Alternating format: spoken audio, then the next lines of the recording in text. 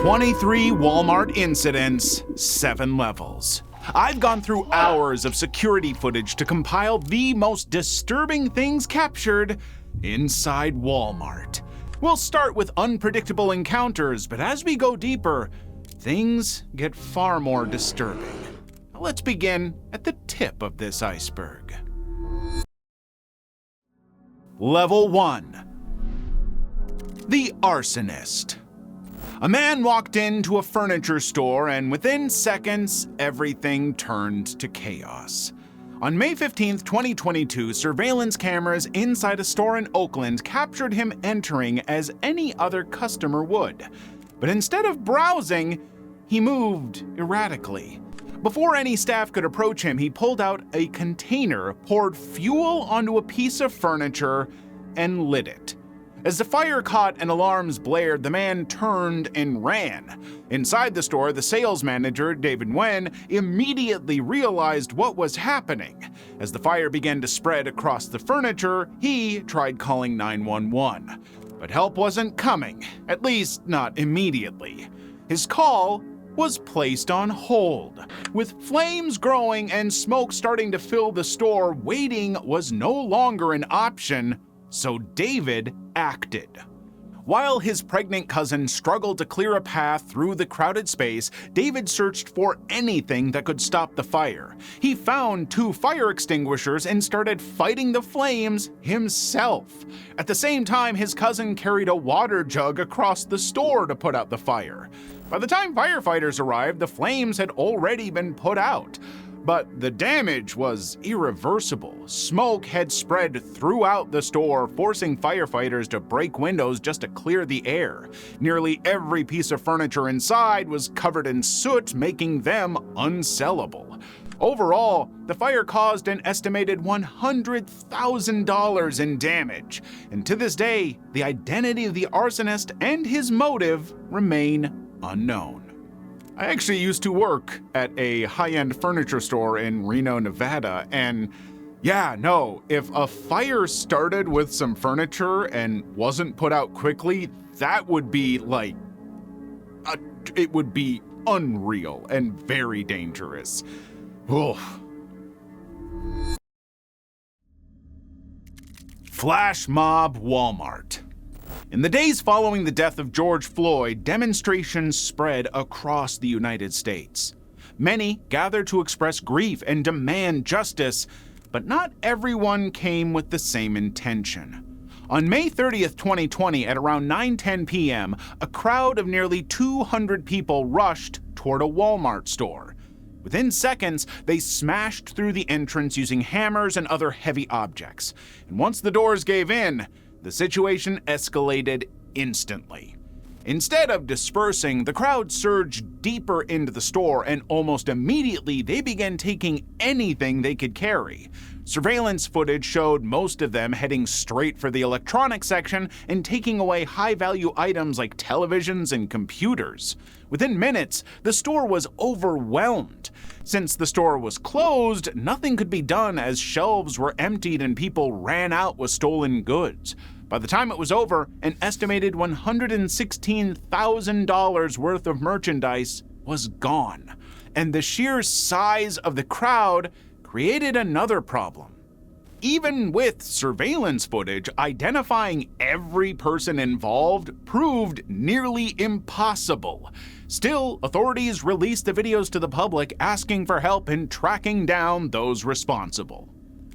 Turns out crime's not that big of a deal if enough of us do it at the same time. Good to know. Level 2. Disturbing discovery. In 2009, a customer at a Walmart store picked out a wallet he wanted to buy. Before heading to checkout, he did what most people would do. He opened it to check the compartments.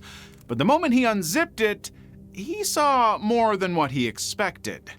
Inside, instead of empty slots for cards, there were 10 human teeth, one of which even had a filling.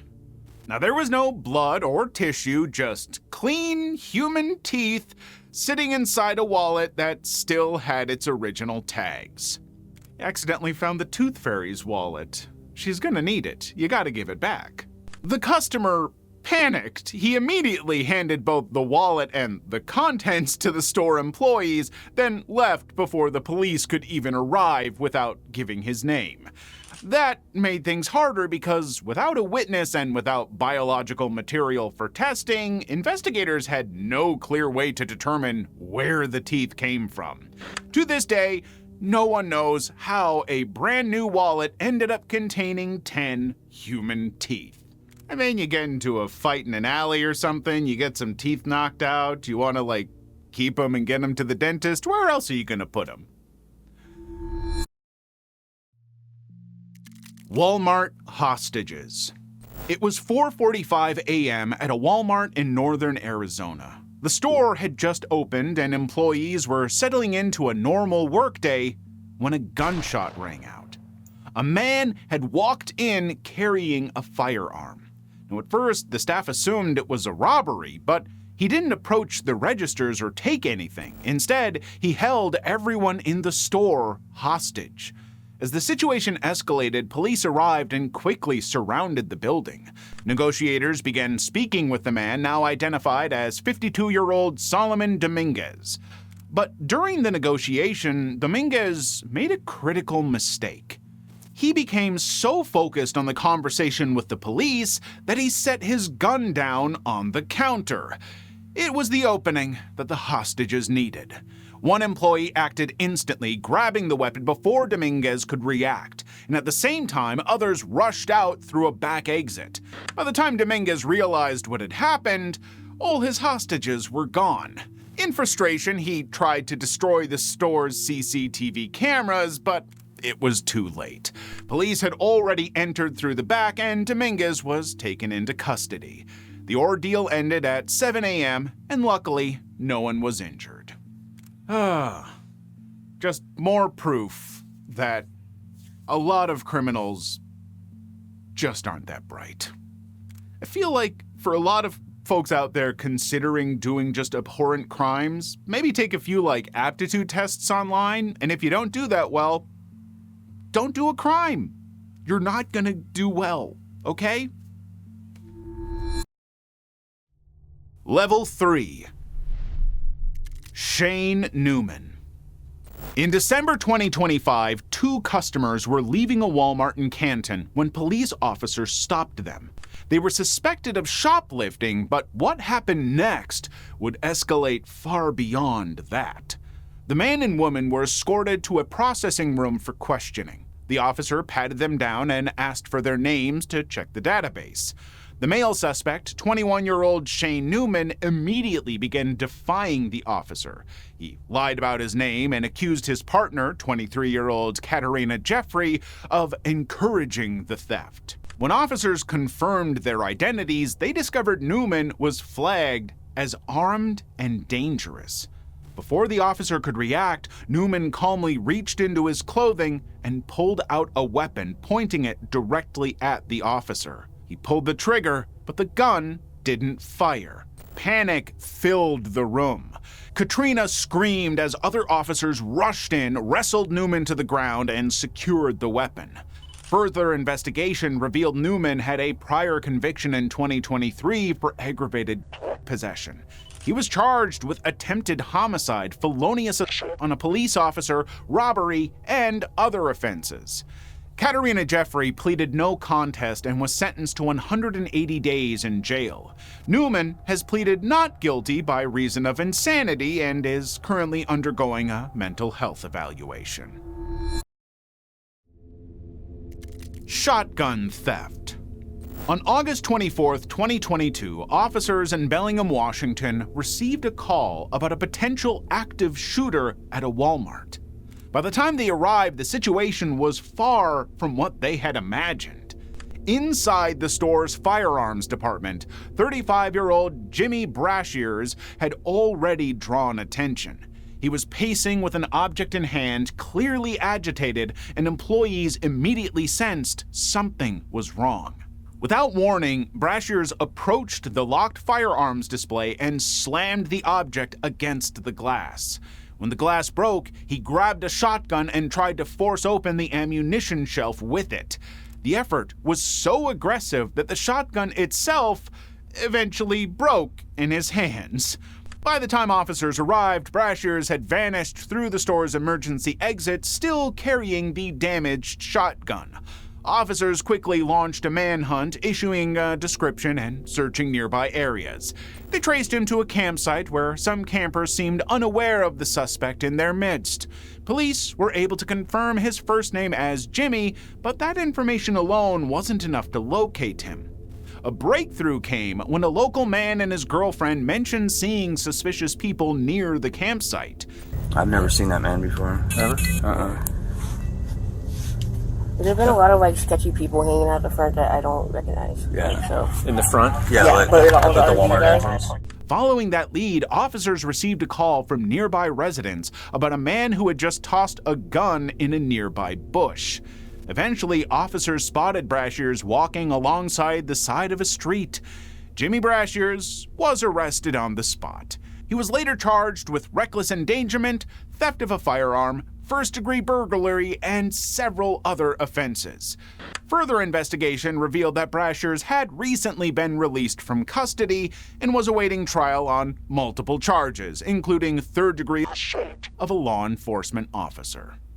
He broke into a gun display at Walmart, took the gun, and then tried to break into the ammunition and broke the gun. I think his big mistake was stealing cheap crap from Walmart.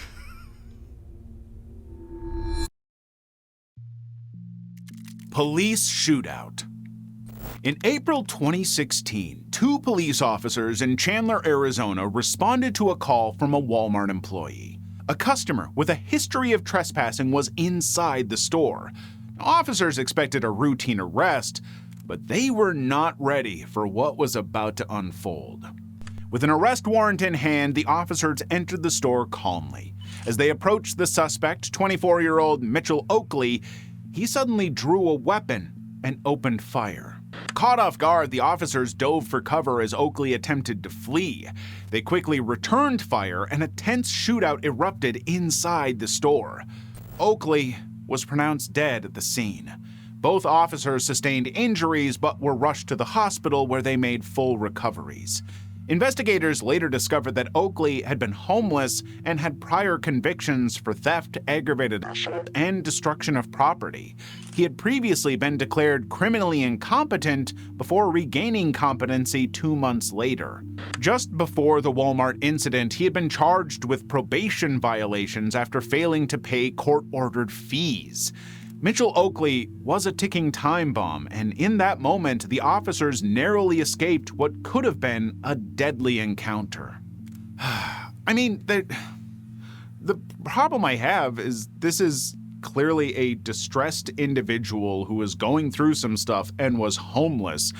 And being homeless and being taken in and then released and on probation, and then it's you violated your probation because you didn't pay some fees because he's homeless. I don't think it excuses him just shooting at people and trying to kill them or whatever. It's not great, but at the same time, I just feel angry and bad about a system who I think kind of let this person down to begin with.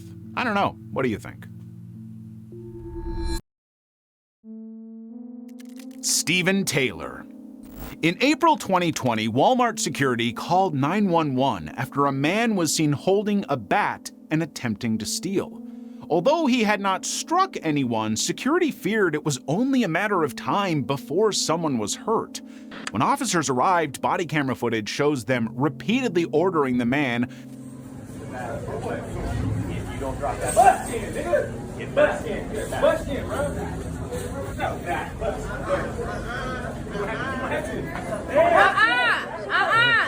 Oh my God, you is so stupid. Back up. Hey. Put it down. Put it down. All right, put it down, bro. Put it down. Put it down. Later identified as 33-year-old Stephen Taylor, to drop the bat. He refused. Instead, he held it tighter and stepped back whenever they moved closer. As officers attempted to close the distance, Taylor raised the bat above his head. At that moment, one officer deployed a taser, but it failed to stop him. The officer then fired his weapon. A second officer also deployed a taser as backup. Taylor was struck, dropped the bat, and finally fell to the ground. Officers moved in and handcuffed him, but he was already struggling to breathe, and he was later pronounced dead at the scene. Now, following the incidents, reports noted that Taylor had been diagnosed with attention deficit hyperactivity disorder, ADHD, as a preteen. His family stated he was experiencing a mental health crisis at the time. Officer Jason Fetcher, who discharged his firearm, was charged with manslaughter by the family, but the charges were later dismissed. I don't know. I know the first taser didn't stop this individual, but at the same time, he still just had a bat. I don't think firing at him with a gun was an okay call, but I wasn't there. I don't know for sure. Still don't like it. The cases so far were only the surface. In the next levels, survival inside a Walmart is not guaranteed. So subscribe and keep going. Level 4. 𝕤𝕠𝕒𝕚𝕟𝕟. A mother was inside a grocery store with her young son seated in a cart. They were going about a normal afternoon when a man suddenly approached them. Now, he was later identified as 𝕤𝕠𝕒𝕚𝕟𝕟. Now, without hesitation, he reached for the child and tried to pull him out of the cart. The mother immediately resisted, and when she refused to let go, Billy threatened to kill her, but she stood her ground. Realizing the danger, she tried to walk away, and that's when the situation escalated. Billy stepped in front of her, blocking her path, and then, in a quiet but terrifying move, he placed his hand on the handle of a machete tucked into his waistband, making it clear he was willing to use it. Fearing for her life and her son's safety, the mother began screaming for help. At the same time, Billy grabbed the child again, trying to pull him free from the cart and run, but she didn't let go. She held onto her son as tightly as she could, and a struggle broke out right there in the aisle. Within seconds, store employees rushed in, and with their help, the mother managed to pull her child back and retreat behind the counter. But it wasn't over. Billy pulled out the machete and began swinging it at employees as he tried to escape. While running through the store, he even attempted to grab another child from a cart, but couldn't free the child because of seat restraints. That delay gave others just enough time to act. Employees, along with an off-duty police officer working security, tackled him and brought him under control. 𝕤𝕠𝕒𝕚𝕟𝕟 was arrested at the scene. Officers later recovered a 10-inch machete along with pepper spray and a makeshift shiv. He was charged with 2 counts of kidnapping along with an immigration detainer. Police confrontation goes wrong. At 8:21 p.m. on August 5th, 2014, a man wearing a black hoodie walked into a Walmart store in Ohio. Slung over his shoulder was what looked like a rifle. Panicking, someone inside the store quickly called 911. The caller reported that a man was pointing a weapon at shoppers. A gentleman walking around with a gun in the store. Is he got it pulled out? Yeah, he's like pointing at people. What's he loading it with, do you see? I have no idea. I'm not getting that close to Okay, him. that's fine. Has he got people that he's pointing it around now? I can't tell if there's anybody he's pointing it at right now, but it looks like he's like any of the things. As dispatchers gathered details, officers were already on their way. But inside the store, the man didn't appear aggressive. Instead, he seemed unsure, handling the weapon awkwardly as if he didn't fully know how to use it. However, to the caller, he looked like he was trying to load the gun. His voice began to shake as he described what he was seeing. Now, for the officers responding, that changed everything. What had sounded like a suspicious situation now felt like an immediate threat. Minutes later, police entered the store, and within seconds of spotting him, they opened fire. At first, it appeared the situation had been stopped before anyone else could get hurt, but as officers moved closer, they realized something was wrong. The weapon wasn't real. It was a pellet gun he had taken from the store's own sporting goods section. The man was later identified as 22-year-old John Crawford, and he was pronounced dead at the scene. John had been killed over a facade.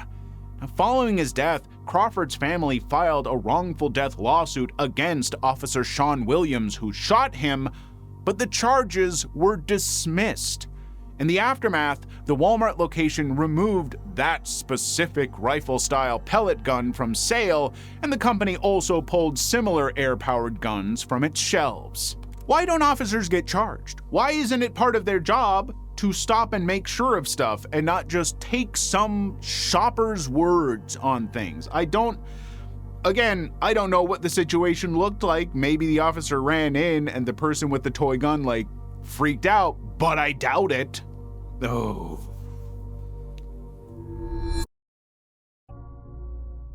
The Valley Stream Trampoling.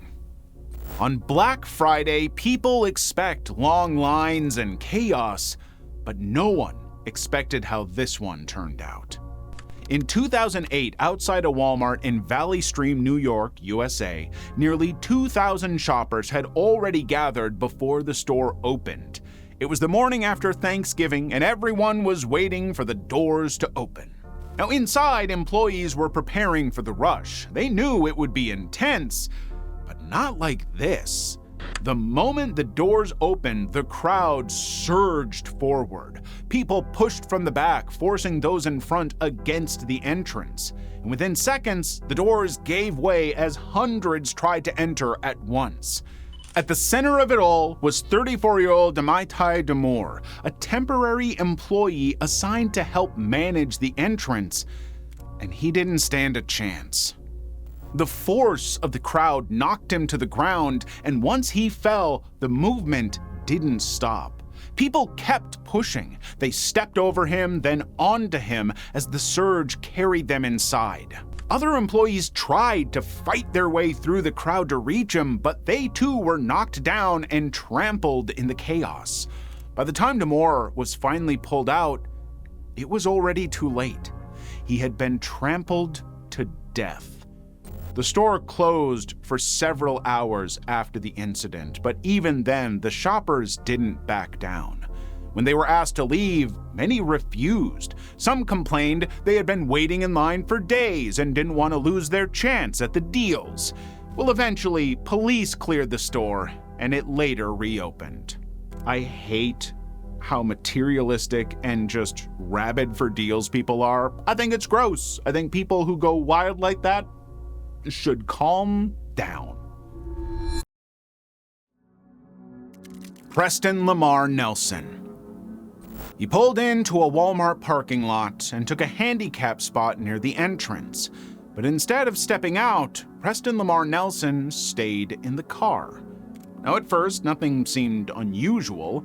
Then a woman named Sherry Sane walked out of the store and passed behind his vehicle. And that's when everything changed. As soon as she moved into position, Nelson started the engine, and without hesitation, he threw the car into reverse and slammed into her, pinning her between his vehicle and another parked car. There was no time to react. The impact was immediate. She was trapped, crushed between the two vehicles with no way to escape. And just as suddenly as he began, Nelson drove off. Now, for a moment, it looked like he was going to get away, but people in the parking lot had seen everything, and they began shouting at him to stop. Under the pressure, Nelson slowed down and turned around, and what he did next made the situation even more disturbing. He stepped out of the car, walked back to where Sherry lay motionless, and knelt beside her. And then, in full view of witnesses, he reached toward her and smeared her blood across his own face. No one could make sense of it. And by the time authorities arrived, Nelson was taken into custody without further resistance. As investigators looked into his background, they uncovered a history of mental health struggles. Just 2 weeks earlier, he had posted a video online speaking erratically and referring to himself as King Nelson. I wanted to make this video while I was at my lowest point, while I'm at my lowest point in my life, at a point in my life where I really got to search within inner self to really bring out and manifest the things I want in life. Despite that, he was found competent to stand trial after evaluation, and now he awaits the consequences of an irreversible, erratic behavior. Level 5. 𝕤𝕠𝕞𝕐𝕐 Incident. Zachary Lowe was standing outside a Walmart in Preston when two people approached him, a man and a woman. Now, at first, it seemed like a normal interaction, but the conversation quickly turned deadly. The man asked him for a cigarette, and Zachary said he didn't have one because he doesn't smoke. And that's when everything shifted. Without warning, the man pulled out a gun and demanded money. Terrified, Zachary handed over his wallet. For a brief moment, it looked like that would be the end of it, but it wasn't. Instead of leaving, the attackers turned their attention to another bystander, 62-year-old 𝕤𝕠𝕞𝕐𝕐. Realizing that was his chance, Zachary ran, but he made it only a few steps toward the Walmart entrance before he was shot in the back. Now, almost immediately after, 𝕤𝕠𝕞𝕐𝕐 was also shot.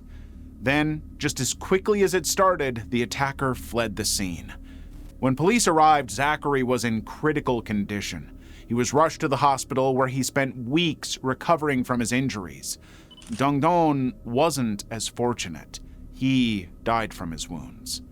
And for months, there were no answers. The suspects had disappeared and the case began to go cold. But then, 6 months later, a single anonymous tip changed everything. Eventually, they were identified as 42-year-old Dsrel Harris and 37-year-old Stephanie Gaydon. Investigators believe Gaydon played a role in the attack even though she was not the shooter. And in September 2025, Harris was sentenced to life in prison. Gaydon, however, was released on bond and is still awaiting trial. Man opens fire in the store. Around 1 a.m. on May 27, 2015, a man walked into a Walmart in Grand Forks, North Dakota, USA. Now, at first glance, nothing seemed out of place. He was neatly dressed and calm, moving through the store like any other late-night shopper. Suddenly, something changed. He began pacing back and forth, and then, without warning, he opened fire, and panic spread instantly. Employees and customers ran for cover as the sound echoed through the store, and moments later, he fired another shot. And before that was settled, he fired a third one. Before anyone could understand what was happening, the gunman turned the weapon on himself. And by the time police arrived, the scene was already over. One employee had been killed, another was injured, and the culprit was rushed to the hospital but later died from his injuries. He was identified as 21-year-old Marcel Willis, a U.S. airman stationed at Grand Forks Air Force Base. In the days that followed, investigators searched for answers, looking into his background, his behavior, and any possible connection to the victims, but they found none. No clear motive or prior link, no warning signs that explained what had happened. In the end, the only person who might have explained why was gone. Wanted man caught in Walmart. On January 9, 2017, Lieutenant Deborah Clayton walked into a Walmart in Orlando, Florida, USA, unaware she was about to come face to face with one of the most wanted men in the city. That man was Markeith Lloyd, who had been on the run for weeks. Now, back in December, he had shot and killed his pregnant girlfriend, Sade Dixon, inside her home.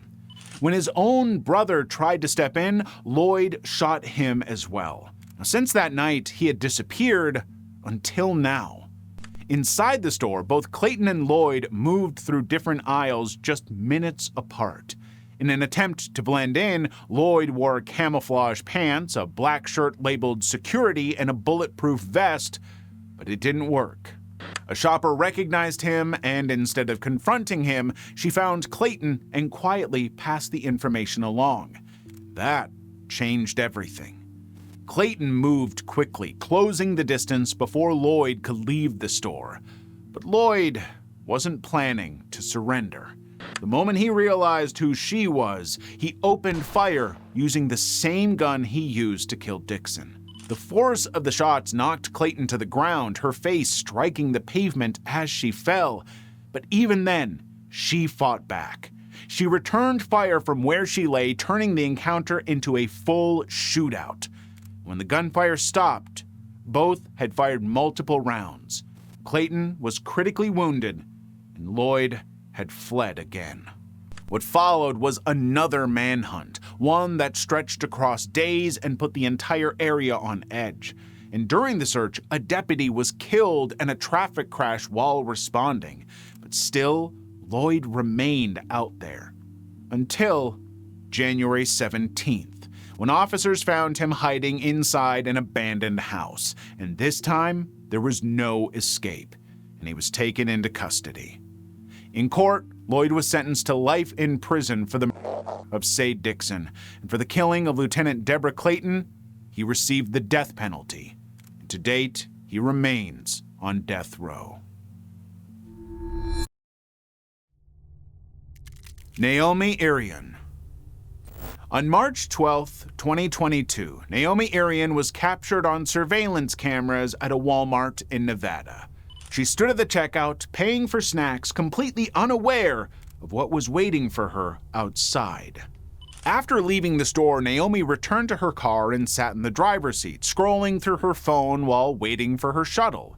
Nearby, a man in a gray hoodie walked past her vehicle. But a few steps later, he turned around. At exactly 5:24 a.m., cameras captured him opening her door and getting inside. From that moment on, everything changed. The car pulled out of the parking lot with the man now behind the wheel. And that was the last time 𝕤𝕤𝕒𝕒 was seen. When she failed to show up for work or return home, she was reported missing. Investigators moved quickly, launching a search for both 𝕤𝕤𝕒𝕒 and her vehicle, but despite their efforts, there were no immediate answers. The CCTV footage revealed how the abduction happened, but not where she was taken. The only lead investigators had was that the suspect appeared to come from a nearby area known for homeless camps. 3 days after her disappearance, 𝕤𝕤𝕒𝕒's car was found in an industrial area. Police processed it for forensic evidence, but it offered little progress. But behind the scenes, investigators were piecing something together. Using surveillance footage, vehicle tracking, and evidence from the scene, they identified a suspect. And on March 25, 2022, police arrested 41-year-old Troy Driver on kidnapping charges. But 𝕤𝕤𝕒𝕒 was still missing. Hoping to find her, authorities later announced a $10,000 reward for information leading to her location. The next day, police received a tip that led them to a remote site. There, they found a body, and sadly it was confirmed to be 𝕤𝕤𝕒𝕒𝕒𝕒. Investigators determined that Troy Driver had killed her shortly after the abduction and buried her body to hide the crime before anyone could find her. He was later charged with first-degree kidnapping, robbery, burglary, and destruction of evidence. But the case didn't end in a courtroom. On August 6, 2023, Troy Driver was found dead in his prison cell, forever robbing 𝕤𝕤𝕒𝕒𝕒 of complete justice. Level 6. Dee Dee Blanchard. For most of her life, Gypsy Rose Blanchard was made to believe she was seriously ill. Her mother, Dee Dee, told doctors and strangers that she had conditions like leukemia, muscular dystrophy, and developmental delays. But none of it was true. Now in this case, Walmart's involvement was way more intimate than the rest. So, because of her mother's lie, Gypsy was forced into a life that wasn't hers. She used a wheelchair even though she could walk, she was fed through tubes her body didn't need, and her head was shaved to maintain the illusion. Even her age was controlled. She was made to believe she was younger than she actually was. And to everyone else, it made sense. The oversized glasses, the childlike voice, and the fragile appearance all fit the story Dee Dee had created. But cracks began to form. As Gypsy got older, she started noticing things that didn't add up. She could stand, she could move, and when she eventually found her real birth certificate, it confirmed what she had begun to suspect. Her mother had altered her birth year from 1991 to 1995, keeping her trapped in a false reality for over a decade. That realization changed everything. Once Gypsy understood she wasn't sick, the situation shifted from control to captivity. And instead of waiting for a way out, she came up with a more dreadful solution. Online, she met Nicholas 𝕤𝕤𝕒𝕤, and they began a relationship. Soon, they didn't just plan an escape, they planned a murder. Gypsy had already confided in a neighbor she trusted, someone she saw as a sister. She spoke about leaving, about starting a new life, but the neighbor never believed she would actually go through with it. But Gypsy wasn't the same anymore, so this time she wasn't just talking. To get her weapon for the plan, she chose to go to Walmart, and there she quietly shoplifted a knife. Ultimately, on June 10th, 2015, she let 𝕤𝕤𝕒𝕤 into the house, and while Dee Dee slept, Gypsy handed him the knife. 𝕤𝕤𝕒𝕤 killed her mother while she hid in the bathroom covering her ears. Afterward, they fled, believing they had finally escaped the life she had been forced to live. To avoid being caught with the weapon, they waybilled it back to 𝕤𝕤𝕒𝕤's home in Wisconsin and then took a bus there, but that escape didn't last. Disturbing posts began appearing on Dee Dee's Facebook account, and one of them read, "That B is dead." After several calls and messages went unanswered, friends contacted the police for a welfare check. When Dee Dee's body was discovered, the investigation quickly began closing in. The same neighbor Gypsy had confided in handed over printed messages, conversations that included 𝕤𝕤𝕒𝕤's name, and details of the plan. Using that information, police traced the IP address, which led directly to Gypsy and 𝕤𝕤𝕒𝕤. Both were arrested shortly after. 𝕤𝕤𝕒𝕤 was later found guilty of first-degree murder and sentenced to life in prison. Gypsy Rose Blanchard was convicted of second-degree murder and sentenced to 10 years. On December 28, 2023, she was released on parole after serving 7 years. I mean, clearly, Dee Dee Blanchard, terrible person, awful mother, awful what she put Gypsy through, didn't deserve to get murdered. But at the same time, like, if you're Gypsy and you've been through all of that, like, I don't think it's right at all, but I can get where she would develop those feelings and go through with a plan like that. She shouldn't have. She needed, and probably still needs, so many years of therapy, but oof, what a situation. Jared and Amanda Miller. On June 8th, 2014, two Las Vegas police officers, Igor and Alan, arrived at a pizza restaurant in Nevada for a routine lunch break, only to never come back. Inside the restaurant, a man named Jared Miller briefly entered to ask about the restroom. Now, at first, he left without incident, only to return with his wife, Amanda Miller.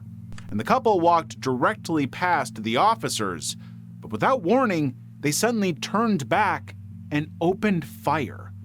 Now, both officers were killed instantly. Afterward, the couple took the officers' weapons and extra ammunition before leaving the scene, and they were only getting started. Outside, they had prepared bags waiting, but instead of fleeing, they moved toward a second nearby Walmart. By the time police arrived at the pizza restaurant, witnesses were already reporting their next destination. Inside Walmart, Jared began shouting that a revolution had started. He warned customers that police were coming and demanded they leave. When no one paid attention to him, he fired a single shot into the ceiling. Terrified, employees and customers ran in different directions, hoping they'd make it out safely. But one customer didn't run. Joseph Wilcox drew his legally owned firearm and attempted to flank Jared from behind. He almost reached him, but Amanda was already watching. The moment Wilcox engaged, she fired, stopping him before he could complete the intervention. Meanwhile, officers had already arrived at the scene. Jared moved toward the firearms section. He smashed a display cabinet and began taking ammunition, loading their bags as Amanda covered him. While the couple moved across the store, an officer entered through a rear employee access point, closing the distance on them. Suddenly, the three of them crossed paths and a series of gunfire erupted. Also, a quick reminder, you can find the uncensored version of this video on our Patreon. Now, amidst the crossfire, both Jared and Amanda were hit. Jared died at the scene, and Amanda, seeing her husband fall, turned her weapon on herself.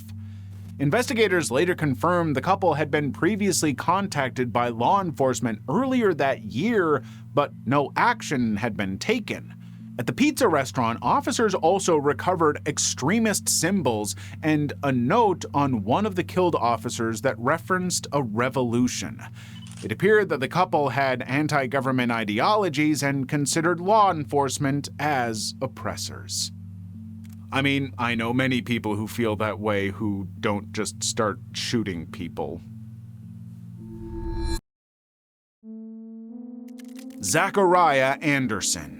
A man named Zachariah Anderson was walking through the aisles, picking out cleaning supplies like anyone else. It didn't look suspicious at first, but the reality was far from it, because the man in question had been obsessively stalking his ex-girlfriend Sadie Beecham and her new partner, Rosalio Gutierrez.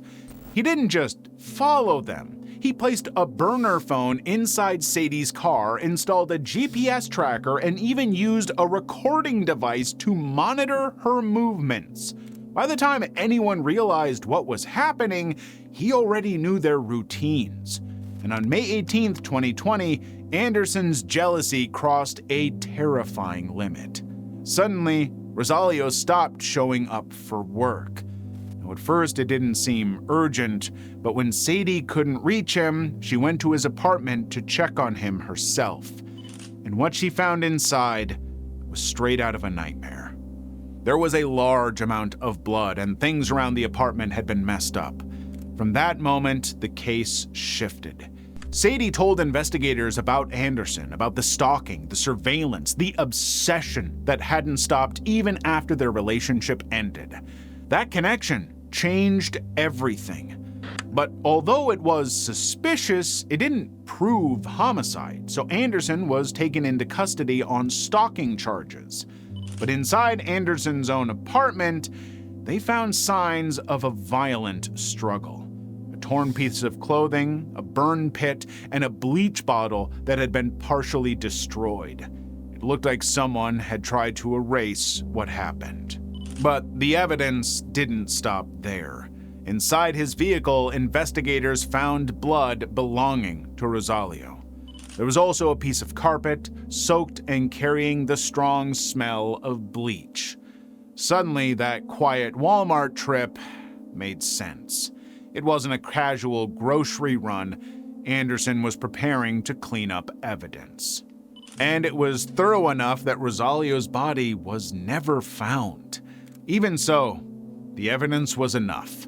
Zachariah Anderson was found guilty of Rosalio Gutierrez Jr.'s and sentenced to life in prison with the possibility of supervised release after 40 years. And to this day, the exact details of what happened in those final moments remain unknown. Level 7. Oven Tragedy. 𝕤𝕤𝕒𝕔𝕖𝕤 Kaur and her mother, Mandeep Kaur, left India for Canada in search of something better. For 2 years, they worked side by side at a Walmart, building that future together. And then, in a single shift, everything changed. On October 19, 2024, Mandeep realized she hadn't seen her daughter anywhere in the store. At first, it didn't feel serious. She tried calling and texting her, but got no response. Assuming she was on break or helping a customer, Mandeep continued working.